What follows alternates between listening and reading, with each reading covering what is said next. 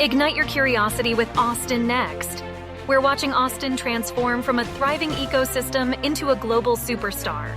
With our host, Jason Scharf, we aspire to better comprehend the true nature of innovation. Together, we will uncover what makes a successful ecosystem and navigate the technologies shaping our future. Now let's dive into what's next.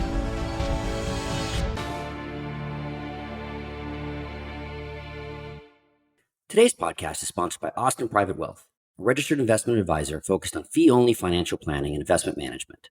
Their mission is to serve affluent clients with personalized financial advice, fostering a trusted relationship that will endure for generations to come. Austin Private Wealth is not just about managing wealth. They're about inspiring you to embrace a future filled with possibilities and helping you architect enduring legacies. Their core values of integrity, service, caring, excellence, and growth are at the heart of everything they do. Connect with them today at austinprivatewealth.com. Austin Private Wealth is a registered investment advisor. Advisory services are only offered to clients or prospective clients where Austin Private Wealth and its representatives are properly licensed or exempt from licensure. No advice may be rendered by Austin Private Wealth unless a client service agreement is in place. Investing involves risk and possible loss of principal capital. Please seek advice from a licensed professional. Austin is adapting to and building the future in real time. I'm Michael Scharf. We are exploring and driving our transformation into the next innovation powerhouse. I'm Jason Scharf. I'm a bioresearcher at UT to the assembly line worker at Tesla, from the musician on 6th Street to the coder at Dell. And with the founders, funders, and early employees at the next great startup, we are all Austin Next. Here's how the group Texas 2036 introduces themselves. In 2036, Texas turns 200. By then, 10 million more Texans will call our state home. Growth has been a part of Texas' past, present, and future, but this growth will bring new challenges as we try to preserve the best parts of Texas and expand opportunity for all Texans. And that's where this organization comes in. They're working to engage Texans in an honest conversation about these big challenges. Together, they try to offer nonpartisan ideas and modern solutions that are grounded in research and data to break through the gridlock on issues that matter most to all Texans. Big challenges, data-driven, nonpartisan, accountability-focused. That's my kind of organization. We are joined today by AJ Rodriguez, Executive Vice President. Rodriguez joined Texas 2036 in September of 2020 after working as the Vice President of External Affairs at the Zachary Group, where he began in 2011 and oversaw the organization's community investment, philanthropic efforts, media relations, and government affairs. In 2018, AJ was appointed to serve as the chairman of the board of directors of the Texas Association of Business. In 2021, AJ agreed to serve as chairman of the board of the San Antonio Report, a nonprofit, nonpartisan digital news organization. AJ has also served in leadership roles at the City of San Antonio, the San Antonio Hispanic Chamber of Commerce, and the Greater San Antonio Chamber of Commerce. Also, John Hryhorchuk, SVP of Policy and Advocacy. He joined Texas 2036 in 2020, and he's Austin-based. John leads the Texas 2036 policy team with a focus on ensuring state leaders have pragmatic and sustainable solutions for the challenges facing our state. In 2021, the Texas 2036 policy team played an important role supporting 45 bills that became law in the areas including workforce, health insurance, broadband, pensions, and K-12 education. John was previously the Deputy Director of Budget and Policy for Governor Greg Abbott, focusing on school finance, property taxes, and other state fiscal and budgetary matters. His work culminated in the passage of House Bill 3, which overhauled the tax and education funding systems in Texas. He worked in budgets and policy roles for former Lieutenant Governor David Dewhurst. In these roles, he led and became an expert in a variety of energy, insurance, healthcare, pensions, water, and workforce issues. A lot of those things we'll discuss in our conversation. AJ, John, welcome to the Austin Next podcast. Thanks so much. Very much appreciate the invitation. Great. Let's start with the organization itself. I mean, AJ, you're based in San Antonio. That's where you live. That's right. John, you live here. When I looked at the homepage for Texas 2036, Dallas, Texas was the address. That's right. We're pretty multi-city, multi-dimensional. And it doesn't appear that this was something that just happened because of the pandemic and people working from home. This was intentional. You guys have adopted the Texas Triangle, and that's great. Can you describe your organization and how your team works together, given that you might be all over the place? Absolutely. It's pretty purposeful, as you mentioned, Mike, and it started really with Tom Luce's vision, our founder and chairman emeritus, that went around the state and said, is there a need for an interest in a data-driven policy organization? And he got a resounding yes from across the state. And as a result of that, started a board of directors that it's incredibly diverse from a geographic standpoint. So we have folks all the way from El Paso to Amarillo to the Rio Grande Valley, all the way to East Texas as well. And also very diverse in regard to their political backgrounds. So you have folks on both sides of the aisle. You also have individuals from a diverse standpoint in gender and race and ethnicity. And we really are trying to mirror what the state looks like and reflect what the state looks like. And we believe that that representation can help us make better decisions when it comes to policy development and solutions. But where it starts for us and where it ends with us is the data. And that's really been our greatest differentiator as an organization. You've warmed my heart already. I mean, data-driven and accountability-focused. I'm like, yes, please, more, Okay, we're here. We're talking about this in mid-January. The legislative session has just started. John, you were telling me the budget's just been filed. Great. The budget's the priority of the legislative session. How is this one going to be different? I think right now, the biggest story in Texas politics is just, frankly, how much money we have. The size of the surplus relative to previous budgets is just massive. We're sitting on $30+ billion in just in terms of the surplus, not even looking at our future projected revenue growths over past appropriations. That is so much money when you think about the enterprise of Texas. For context, typically the state of Texas spends about $250 billion every 2 years. And of that, that's inclusive of federal funds that come in. So when we're talking about like state tax revenues, what's generated from your sales tax and oil and gas taxes and all that, that's in the low hundreds. So this is truly a massive amount of money. And with that comes the opportunity to make generationally impactful investments. Now, a couple things. One, I want to go into the budget just a little bit more because Texas doesn't have a state income tax. Yes. One of the reasons why a lot of us are moving here. The other issue is, of course, that states that depend upon state income tax see a lot of variation because of the rise and the fall, the ebb and the flows of the economic, nationally, especially when you're talking about a state the size of Texas. Our budget is much more stable from what I can understand because it's based upon sales tax, property taxes. That's a fairly stable amount. And then you've got our oil and gas separation taxes, for lack of a better word. How stable is that, and what's the looking forward for that kind of a budget number? So the state budget, to the extent it appears stable, is because of conscious decisions that were made decades ago. Historically, Texas has experienced wild revenue volatility. Sales tax, oil and gas taxes, those things can go spiking up and down given the economic cycles, especially with the oil and gas. And the state has no state property tax. That mainly supports schools and local governments. But conscious decisions were made by legislators in the 1980s to set up what we call the Economic Stabilization Fund, or the Rainy Day Fund. So on top of the historic surplus right now, we also have this massive savings account that is so full it's looking at overflowing this session, absent appropriations, where we basically say, hey, we got this pot of money here. In the event that there's a decline in revenue, we're ready. And that's wonderful, a great position to be in, especially when we see situations like what are happening in California right now, where they're facing a significant budget deficit.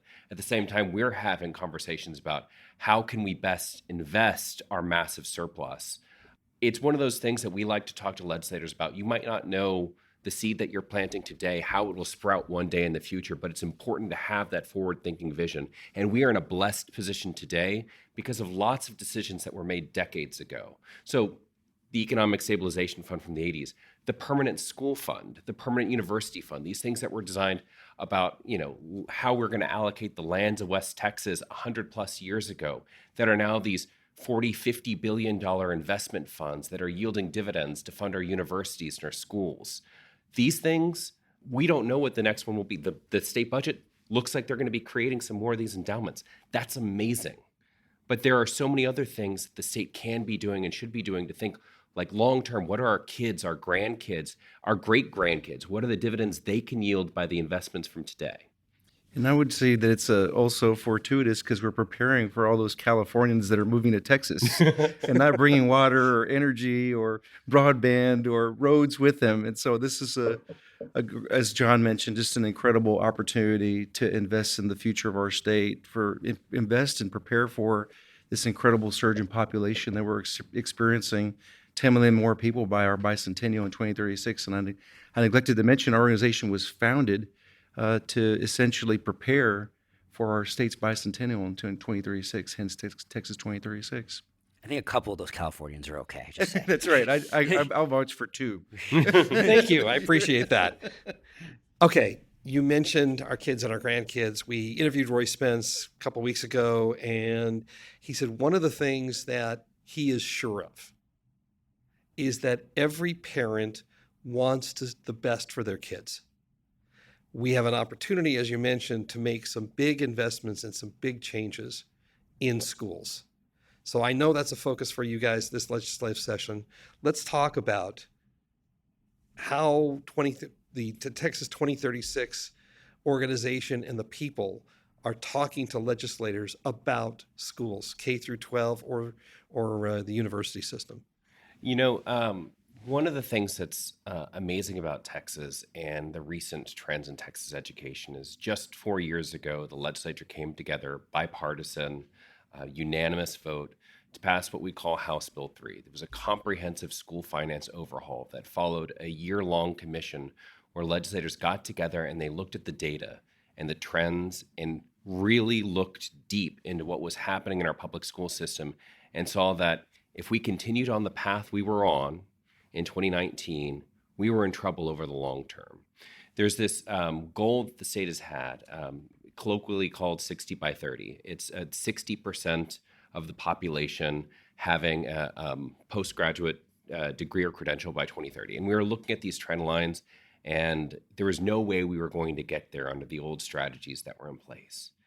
And data cut through all the partisanship, all the talking points, all the vested interests, and we're able to see together what needed to happen. What were the things that were working in some of our communities that could really reroute the conversation? And then with that, there was the bipartisan will to make major investments in strategies that data showed worked. And so there was a massive investment in terms of college and career and military readiness, early education, focusing primarily on early reading, making sure that the best teachers are paid enough that they can stay in the classroom and support their families instead of having to go to administration to get the six-figure paychecks. All of those things that happened in 2019 have set up a really important conversation for our state because we have another House Bill 3 moment that's facing us in 2023, and that's with our community college system. Our community college system has a chance to have a complete fundamental rethinking of the role it can do in terms of shaping our workforce, aligning the incentives throughout the system, making sure that, it's not just the Texas Triangle that's growing, but the entirety of the massive square footage of our great state. And so, from an organizational standpoint, we embrace when data can cut through partisanship and ideology because we believe it's helpful in making sure people understand what is worth solving for and where should we put our treasure, our tax dollars, and make sure that when the legislatures go back to their districts, they can say, I spent your money wisely and here's the proof. And then years later, you want to be able to show those results. It's why assessment, accountability, all these things are so essential to building public confidence in these big investments. So how do we know that we're aiming at the right target in this case? You said about 60% was our target for college degrees. But then it was just like this past week, I saw a number of other states. I know Maryland was one of the first, but are no longer requiring college degrees for state government. You see a lot of this case, especially when you have a lot of these. What was like the Tesla factory? They're like, hey, high school level education, getting 60,000, right out. Are we asking certain levels of certification when they aren't necessary, right?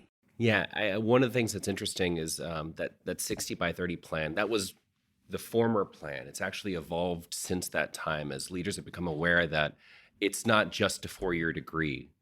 There are multiple pathways, or there should be multiple pathways to earning family-sustaining wages in the state of Texas.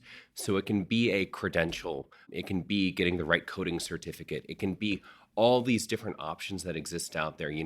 We need our plumbers and our electricians. We need our welders. All this stuff should be counted with the same level of enthusiasm, because that's how we're going to build a healthy middle class and grow the Texas economy over the long term. In terms of the skills-based hiring that other states are doing, I think Texas could learn from what is happening in those other states and really follow in that. But we also need to work as a state to truly embed into our high school curriculum a lot more career exploration and the opportunity to get a meaningful industry-based credential in high school, so that this is one of those strange statistical things. In 2011, 90% of good-paying jobs in Texas were held that's like $55,000, $65,000 above, were held by people with just high school educations. And by 2019, that had dropped to 11%. That is a generational impact, right? Like a lot of the folks who were making the higher wages had left the workforce. Can I just real quick and kind of just build upon what John was saying, and also kind of address your question in a little bit different way. And I think that's where our organization came in to serve really as a resource for the state legislature in developing our strategic framework. So you mentioned other states, and one of the things that we've done is develop about 170 metrics that we developed through what we call our framework, which is really, in my estimation, the only kind of comprehensive long-term plan for the state in terms of 36 aspirational goals that were developed in several different areas, our pillar areas, which are education and healthcare and natural resources and infrastructure, justice and safety, government performance. And what we're doing is seeing what those goals and those metrics are, and how do we apply those and compare ourselves to 11 peer states that we've identified that are somewhat comparable in not necessarily size. California might be one of those that's comparable in size, but in terms of GDP or in terms of economic prowess, et cetera. Well, let me ask you a question. I'm going to turn away from education, get a little more general for a second, AJ. One of the things that I saw when I came to Texas was a huge difference in attitude about a middle class. Texas wants a middle class. I haven't seen that in a lot of other states. I haven't seen the focus. I haven't seen the ability to make that happen like I have here in Texas. Texas wants everybody to have a self-sustaining wage. I mean, that's the goal, is that everybody moves up into a self-sustaining wage, is able to take care of their families. Okay. And this should not be a surprise. It shouldn't be unique, yet it is fundamentally different from what we see in other states.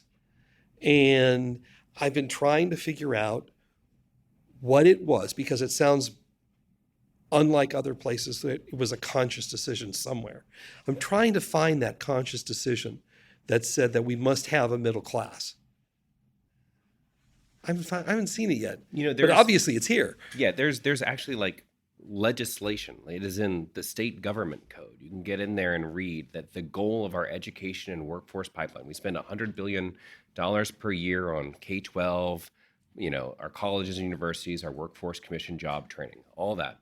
The explicit goal of that whole system is to ensure that when students graduate, they're ready for college, a career, or the military, and that the programs, when they finish, whether they go straight into college or into a career, that they are prepared to earn a family-sustaining wage, a self-sufficient wage, whatever term you want to use, basically take care of yourself. Take care of yourself without needing government support.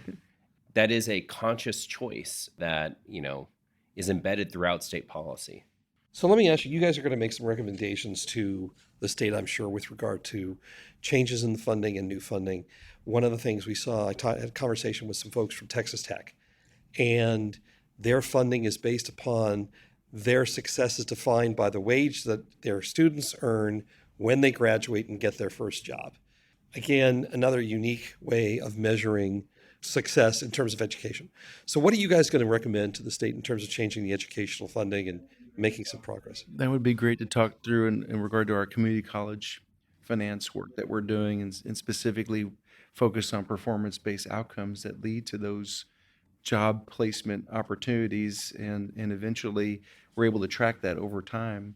So you want them to look like the same system as we have in Texas Tech? Yeah, so the Texas State Technical College is their funding model that has that return value calculation directly contributes to how much they pay. And what we're looking at in terms of community colleges is going away from a system that basically looks at, how many credit hours and more into what is happening to the student. Like, are they completing these key things that we call success in terms of earning a credential of value? So is this a credential that will help them earn the wages necessary to support their family? And is there market demand for that? And making that a substantial portion of the state funding. Now, will it look exactly like TSTC? We'll see. But it doesn't have to be a step in the right direction in terms of alignment of incentives across making sure that the schools and the students have what is success is the same for each of them. And so, yeah, I think there's going to be a lot of great movement in that direction this session. We're thinking a lot about it from a finance and structural perspective, like lining up incentives.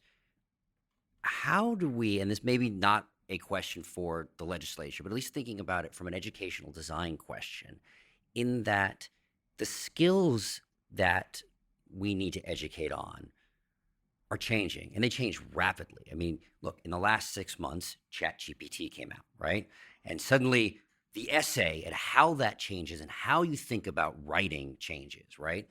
And, you see people banning it in schools and other people going the biggest, the thing that was the funniest, right, is you had an AI conference banning the use of ChatGPT to write papers for it. I'm like, okay, come on, guy. Shouldn't you be the embracing? So it's almost back to the old adage of how you learn. I have young children, my son is always like, well, can't you Google it? I'm like, no, you should learn how to Google the answer to this, right?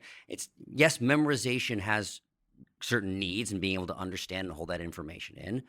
So yes, we need to fund schools in different ways and thinking about aligning incentives, but how should we be thinking about policy of how do we think about the schools going in, and that you need to be able to be swift and rapid in terms of technology and the skill sets in the time that somebody starts in kindergarten to the time they graduate 12th grade. The skill sets that you need might have changed. It's a big national conversation that's probably overdue, frankly. When we think about how our schools today are structured, they're built around this assembly line system that's a century plus old that assumes that every 5-year-old is the same as every other 5-year-old, every 6-year-old is the same as every 6-year-old, and you move forward from pace to pace based off of your age cohort, not based off of your own individual circumstances. And so when we think about the kind of innovation that is on the cusp of being available, the ability to have more tailored, personalized learning environments that can really channel in on where individual students are and what their needs are and their competencies so everyone can achieve their full potential, that is truly exciting stuff that can revolutionize how public education works in America. We have this problem right now that our system does not work for a large chunk of our kids, right? When we look at our reading scores and our math scores, it's, you're lucky if you're getting half of your kids reading at grade level. It's not okay how things are going today. And so there are these trend lines, and we work really hard to improve the trend lines. We're trying to get to these currently what we believe to be attainable goals, but the revolution that you're talking about, that's coming, and we need to be prepared from that from a policy perspective.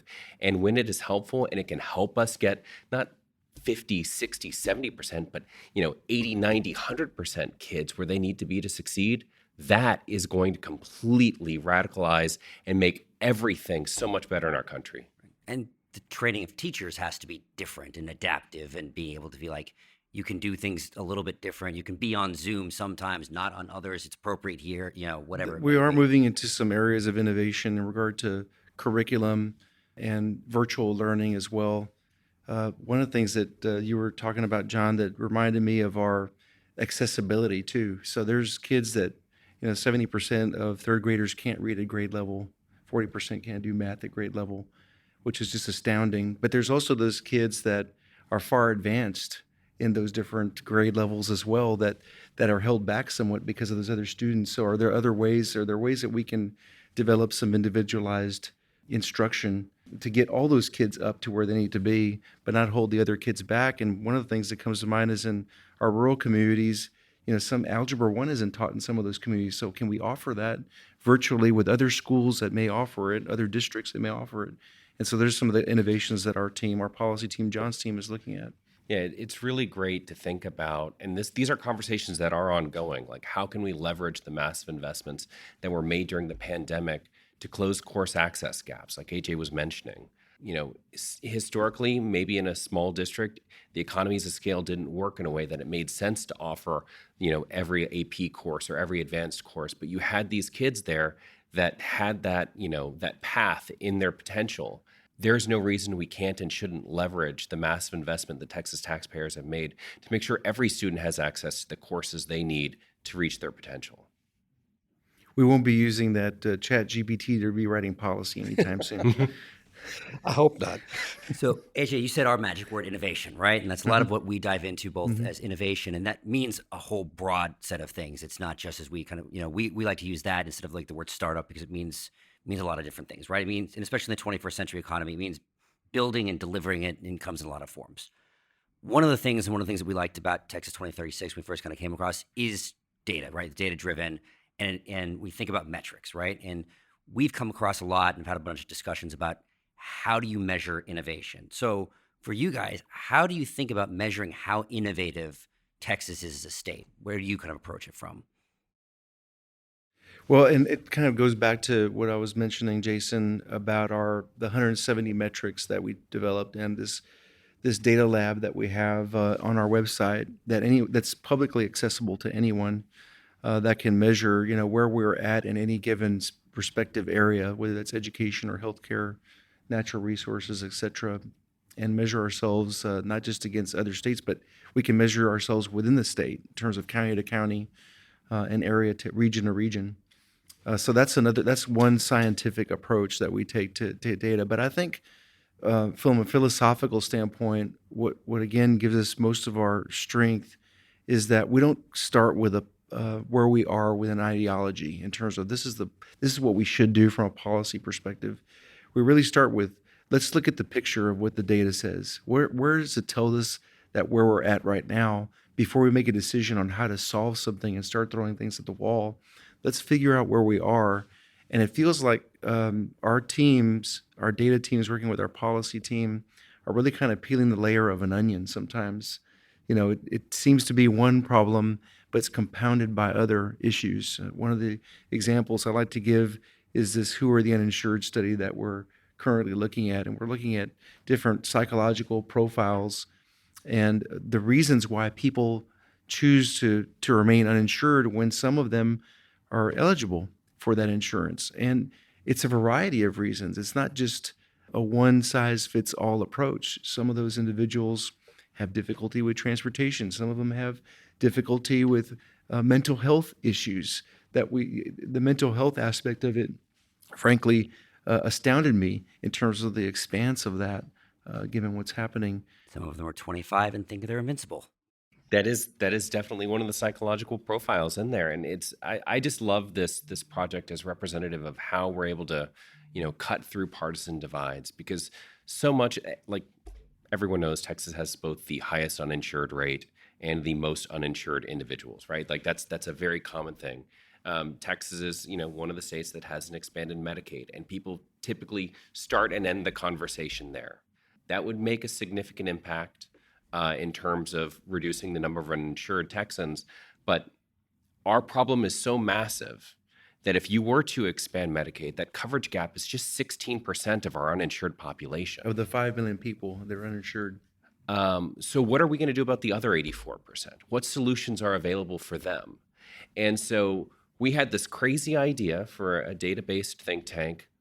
Let's ask them.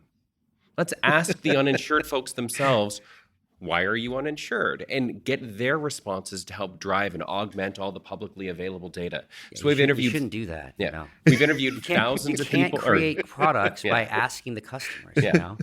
So we've interviewed over I think it's in the ballpark of 2,000 uninsured Texans, and this study is still ongoing. So there could be additional insights that we garner over the upcoming years, but just so far, learning about the barriers that they perceive, even when the government program is designed so that this is free or functionally free, $1 a month type programs.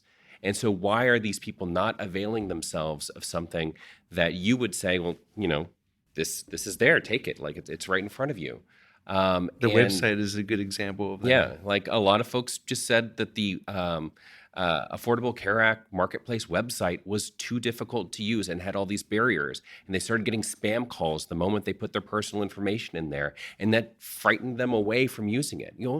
There are policy solutions available to the Texas legislature that can address that. Like, we have the ability as the state of Texas to take over the ACA Marketplace website, create a Texas exchange. And not only can we do it and probably improve the number of Texans who will use it, but the feds will pay us like $100 million a year to do it. So it is a profitable choice that can lower the uninsured population. So these things that are out there, when you start gathering the data, start talking to people, this is not a left-right partisan thing or anything. People want to solve this problem. It's just sometimes you have to find the way to communicate it, and data really helps accomplish that. Yeah, as someone who's run market intelligence groups especially for healthcare and products and groups, yes, you need to actually find out how you get it to them. I mean, for me, it's funny because it's something I've said a lot, not on the podcast, but in different things.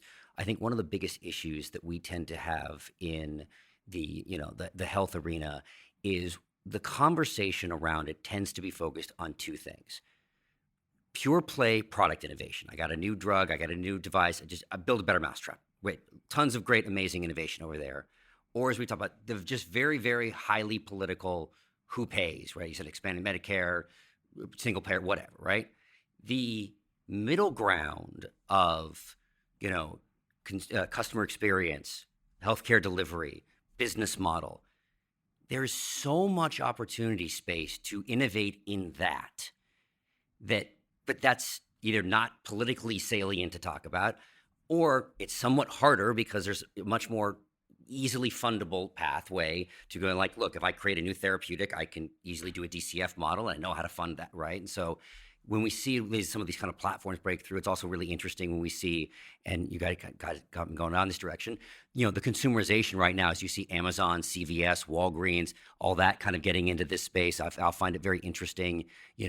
Recently, like CVS was talking about getting into buying Oak Street, which is I think a Medicaid piece that looks like they're backing out. I'll find it really interesting when everyone keeps getting sucked into I'm going to go in the employer direction, right? You had Amazon buy One Medical, and then they were like, oh, but we've I've had a few conversations about what are they going to do with IORTA, right? Which is their employer base, which is about half the revenue of One Medical. It's like, are they going to stick with that? And is that really what they're going to be doing back to the employer? Or is it really, are they going to be doing the physical space, and this is the physical side of their whole offering, right? And that's back to this whole thing of, are we delivering care differently? Is it the uninsured? Your point is like, health insurance is not health care. Just because you're insured, you're asking the question of, because you're insured now, great, but you're actually getting something. I think there's lots of different things that we can do in models. And the policy, my perspective for the state should be, let's try different things. Well, and half of the people that are insured aren't seeking healthcare because of all the unknowns in terms of price and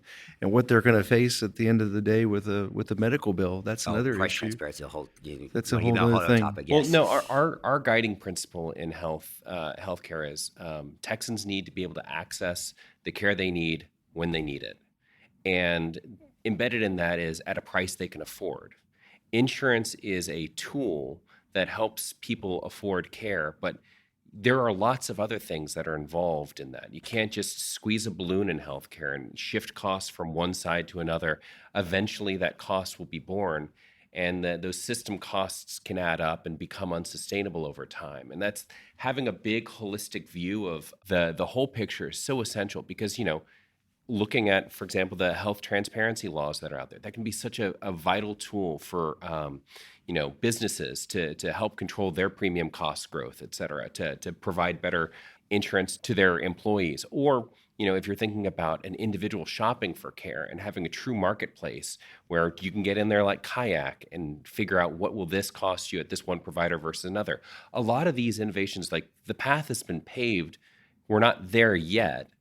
There are still some barriers out there, but I think it's an exciting time. We're on the cusp of radical healthcare innovation because of the transparency and because we are trying to create a healthier marketplace so that more stakeholders can be at the table in getting what they need out of system so that we can have that care available to Texans when they need it.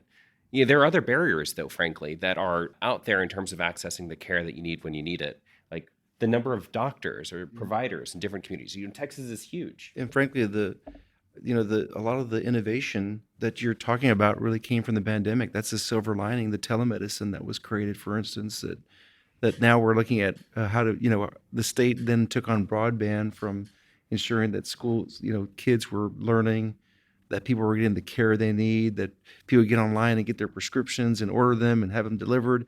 I mean, all that came from the innovations from the pandemic and broadband, the need for broadband to expand in our legislature, voting 181-0 last session to create an Office of Plan and the Map. Until then, we were one of 6 states that didn't have any of those 3 essential elements to leverage federal funds to our communities.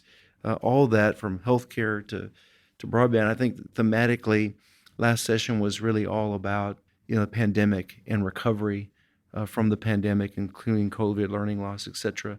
And now, as John mentioned, and what our team is focused on is this record surplus that really can move the needle in all these pillar areas that I mentioned earlier, that we can look back one day and say, as John mentioned earlier, with innovations and investments that were made dozens and dozens of years ago, what are we doing today where they're going to look back and say, that was a great idea in terms of what they did back then to invest in our state's future? Well, as you said, like a lot of these things are coming out of the pandemic. And so like one of the last topics I want to look at is when we look at like some of the trends like remote work and all of that. And one of the biggest and most interesting things I think about Texas is the fact that we are large enough and have a number of ecosystems. We talk about Austin, but with Dallas, San Antonio, Houston, the Texas Triangle, that we actually have large ecosystems that have a set of collaboration. I always joke about the fact, when I went on LinkedIn and raised my hand and said, "Hi, I'm here in Austin," I met people in Dallas, Houston, San Antonio without actually trying.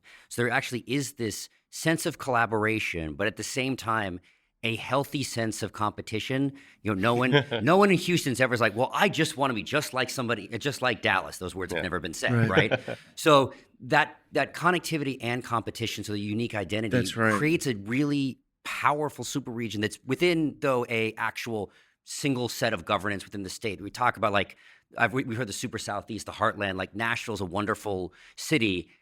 I don't know what it means if saying us in the same region once you cross state lines. So what is it being this mega region? What do you think that positions us for? I think number one, the state overall is experiencing some of this.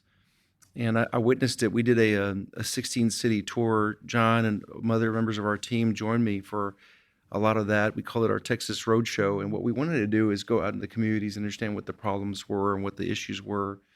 So we're not doing things out of our ivory tower here in Austin and not really connecting with communities. But one of the most profound things that I witnessed was this regionalism, like you're mentioning, Jason, this real desire and enthusiasm to collaborate from city to city, whether it be on economic development, whether it be on how do we ensure that our kids are educated, are there classes they can take over here, are there classes they can take over there, can we make some type of a interlocal agreement? And I just believe that that's happening every single place I went to, whether it's the Rio Grande Valley and the RGV alliance that they have there, or the Borderplex Alliance in El Paso and their partnership with Juarez across the border. And you go other places throughout the state. And DFW's been doing this for quite some time. You're seeing a real effort, speaking of Austin, with the Austin Chamber and the San Antonio Chamber and the EDCs from each really reaching out and saying, hey, we've got this amazing asset that essentially from satellite looks like one big place. Should we be doing things together to increase the economy for both in different ways? Well, you're from San Antonio, John. You're from Austin. I have a question. Will ASA ever exist? Yeah, I just think it's inevitable in regard to, number one, there's a huge affinity for tacos in both places. Friendly rivalry. It's Absolutely, yes. But also an affinity, right? And that's probably a good way of looking at it in terms of there's this, as you mentioned, Jason, there's this friendly competition. But I think both regions want one another to do well. And I think that both cities in one region have the different strengths and different weaknesses that they can complement each other on.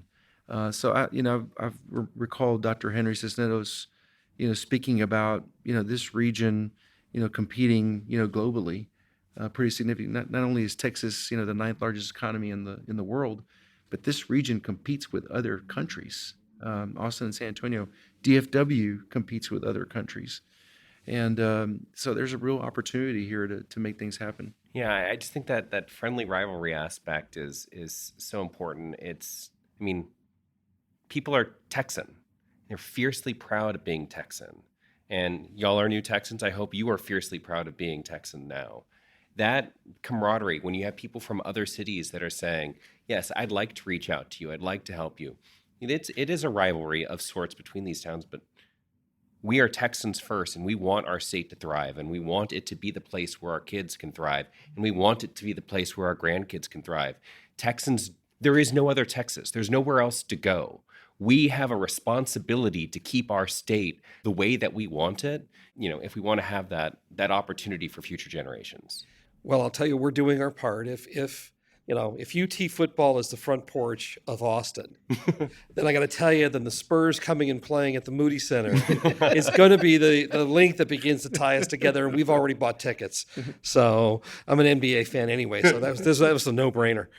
Well, the Spurs just filled the Alamo Dome, 68,000 people, which is an extraordinary feat, record NBA accomplishment. But again, I see, and the Spurs do have a presence here already, and Austin has an amazing soccer team as well. And so there's just a lot of opportunity there. We got to figure out is the transportation between the two, and not just Zoom calls. I'm talking about physically moving from one city to another will definitely help me and others. Well, transportation is a topic that we will probably reserve for another episode because good. There is a lot to talk about there.